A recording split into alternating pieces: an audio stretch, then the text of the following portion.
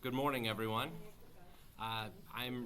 We are responding to some of the questions that you posted in the chat, and I decided to bring some friends along for the journey.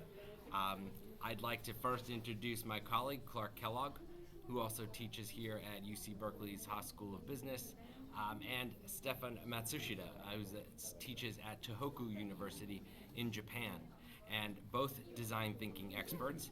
And I figured we would bring this to your class and answer some of your questions. So I will let the three of us will answer, but we want to talk about the mindset of design thinking. And so, what is the most important element of design thinking mindset?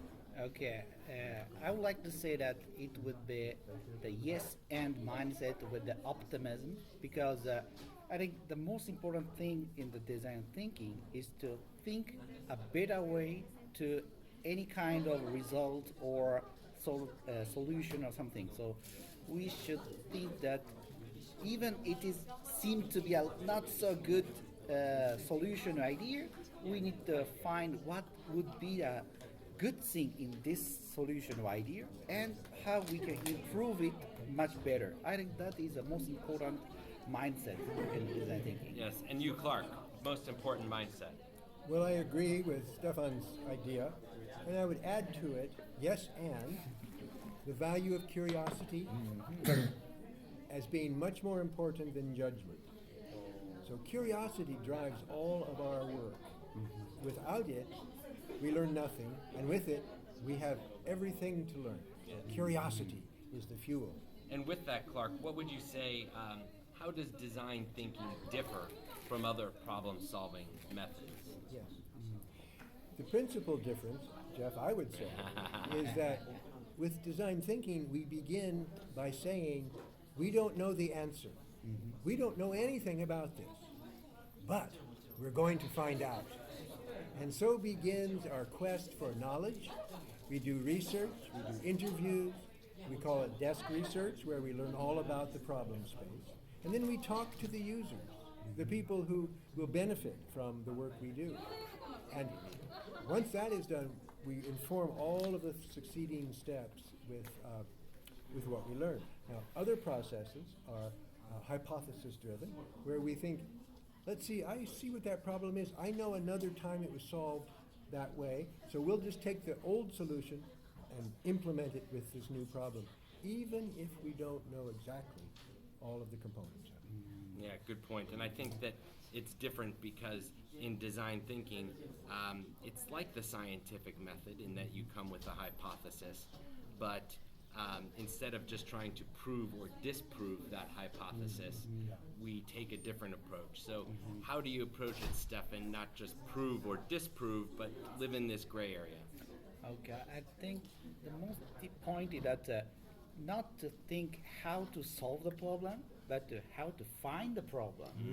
So therefore, we put some hypotheses to help us to find the problem and how to act to find the problem. So that I think that would be the most important difference and the key point for the design thinking compared to the traditional way.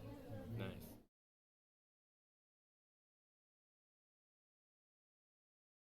That's our thoughts on the mindset. Now, shifting to the process of design thinking. One thing, Stephane, that comes up very often is when we are diverging. Isn't it easier to just think what has the most responses, or what did we hear the most in our interview? Just because something is the largest quantity of responses, does that mean that that is what we should do? Is that the right answer? I would say no. I think you can start from that point, Right. but you should go out to that point. So, I mean, that first you can begin from that point, but by doing yes and or reframe a little bit, you should try to go out of this common sense and go to the maybe strange ideas or impressive ideas, curious ideas. I think that is the way that the direction that you should go in the diverse point. Yeah, good point. I agree that it's just because it's the most obvious answer to your users today does not mean that it is pushing the limits of desirability, feasibility, viability, and have potential for future success. And one of the important elements of that comment and that concept is the notion of living in our comfort zone versus pushing ourselves outside of it to try those new things, those unheard of, never before heard ideas. And oftentimes we reject the things we've never thought about or heard about because we say, well, if it was a good idea, someone else would have done it by now.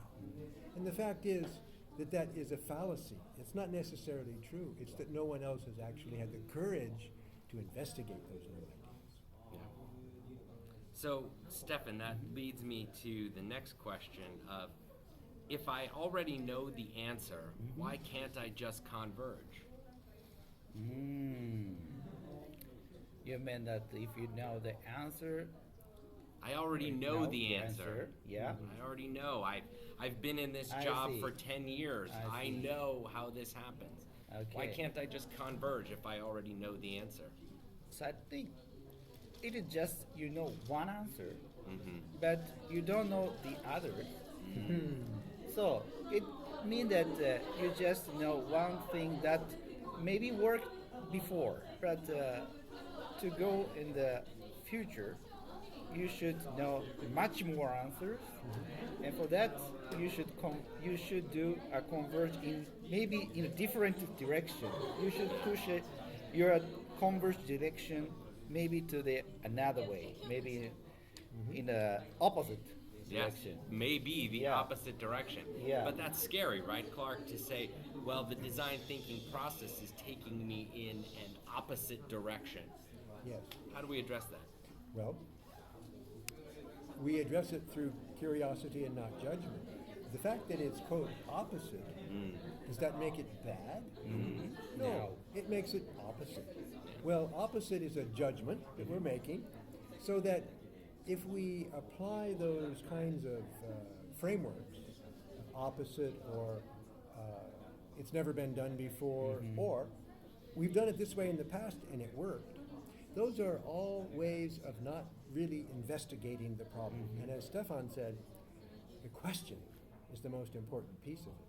So when we shortcut, the way that Jeff described it, we eliminate a whole world of possibilities. Is it more work? Sure. Is it less profitable if you're consulting? Yes. Is it a better solution? No. No.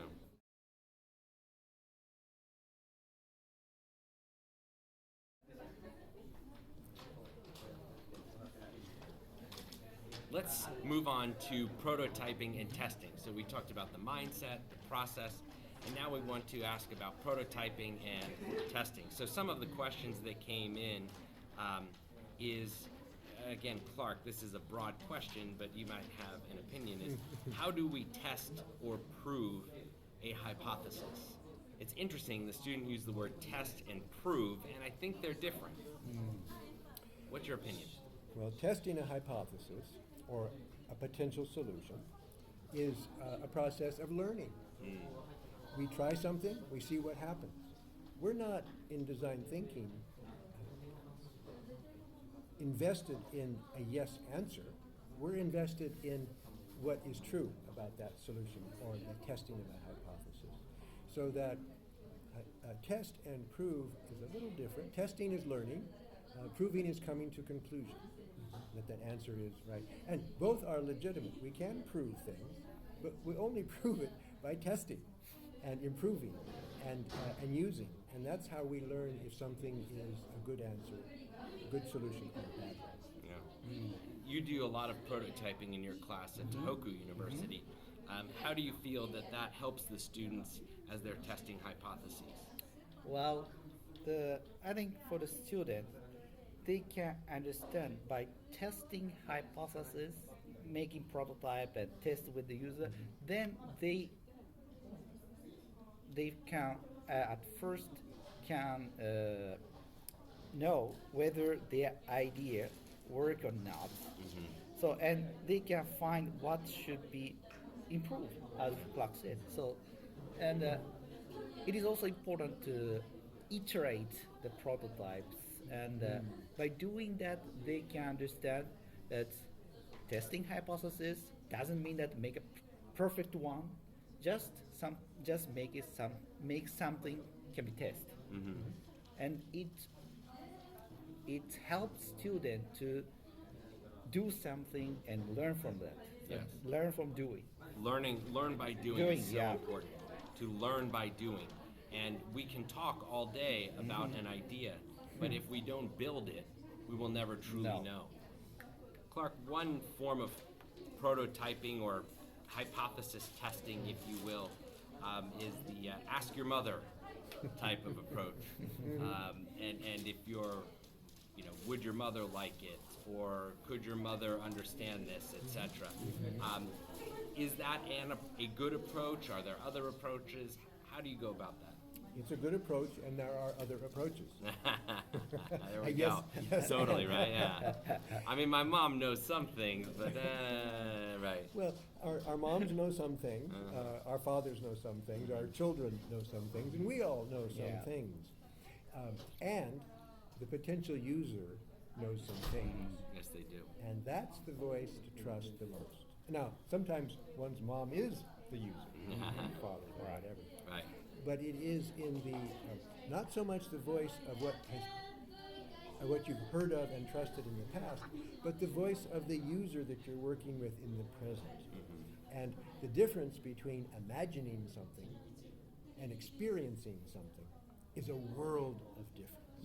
Imagining is I can describe a solution to you and how beautifully it might work. Experiencing it is you testing it, giving a response to it, and feedback, therefore teaching me what I didn't know before.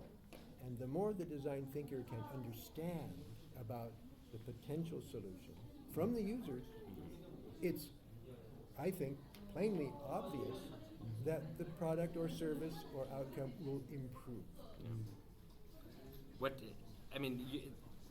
This group of students that will be viewing this are mainly in the Ukraine. And so here we've brought together Japan and the US. Different, similar but different. And again, with the folks in Ukraine, there's similarities and differences. I know you've worked in Estonia, which is the same part of the world. Tell us, how do you do a mother test, if you will, across cultures, or are there other tools you would use to design across cultures? Cross culture. That would be interesting. I'm glad Jeff asked you that question. Yeah. Yeah. I mean, while you're thinking about that, the one thing we've talked about is we shared with the students today was this idea that in America, an idea fails or a business fails, but that doesn't mean that the person is a failure. Whereas in other cultures, that feeling of loss is personal rather than on the idea. So how do you approach across cultures? For example, I know your students here on this trip, Japanese students, intercepted American students and had conversations. Was it different, or at the end of the day, was it very similar to what they know? I see. Yeah, of course, there is a lot of difference, and for me, I think if I will design a cross-cultural interview or a test, I will try to think how we can do that without language. Wow. Because That's excellent. language is, of course, I think often is the most higher barrier, and also the thing that student or people think that difference. But the deep point, the difference is culture and how they feel, how they think, and to observe it. I think we don't. Sometimes language help it, but it doesn't mean that we should have some language communication. Right. So maybe we can do just a photograph communication. We can do video communication. I think, to do such kind of thing, I will try to build such kind of prototype and test with it cross culture. That's an incredible thought, Clark. Yes, and I think when anyone works cross-culturally, we have to approach that with a high degree of humility. There are let's say I was working with you in Ukraine. There's so much I don't know about Ukraine, about you, about your language, your culture. I read the headlines about the war, but I'm a very uninformed person when it comes to actually understanding your country and your customs and your needs. And so by thinking I know something that I don't know, by being somewhat hubristic about it, I'm losing the capacity to work deeply into your kind of problem, not my impression of your kind of problem. So bringing humility to this, to be curious, to exert the knowledge that I don't know much. I certainly don't know enough to impose a solution cross-culturally. I think it's essential that we bring a deep level of humility and thirst for learning to any kind of work like that. I agree.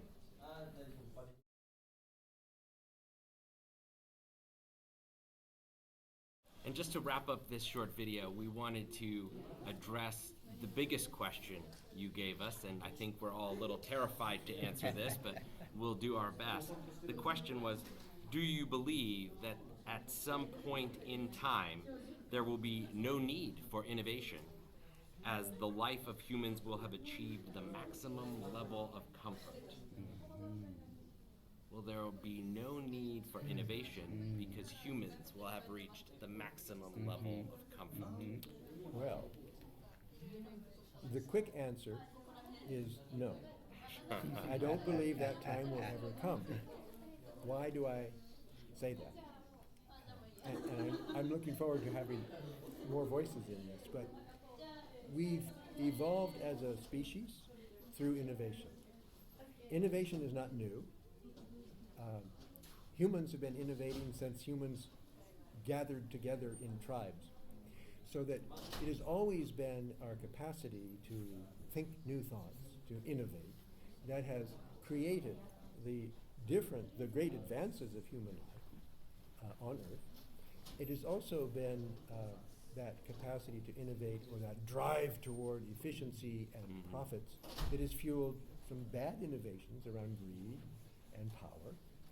But the human experience is an experience of making things better, of having an optimistic view of the world, that things can always be improved. And if that ever stops, I don't think it will be, because humans have achieved a maximum level of comfort. When humans reach that level, it's just another plateau from which to start innovating maximum levels of justice, of peace, of love around the world. It's a powerful thought. Right. When we reach that level of comfort, hopefully we begin to innovate on other human-centered axes, justice, peace, love. Professor Stephane? All right, so my answer also is no. Good. And for that, I have one experience in when I go to the Estonia. So I had one student who write a very beautiful learning report. He said that if in the 50 years later, in the future, we have all things digitalized, and everything is we can do in one button, and it is very comfortable places, then the value will be uncomfortable. The people will try to be uncomfortable, maybe without the digital. So mean that if in the future you will be in a society, in a world which is comfortable, then people will start to seek in a different value, and that value maybe will be uncomfortable or another plateau. So mean that the innovation will never end, because in each point the human will try to find some needs. Wonderful. That's incredibly inspirational. Yeah. Well, with that note, I agree that we are not done innovating, but I do agree that the video is over. Yeah. So on behalf of Clark and Stephane, thank you so much. We send our best, and we'll see you next.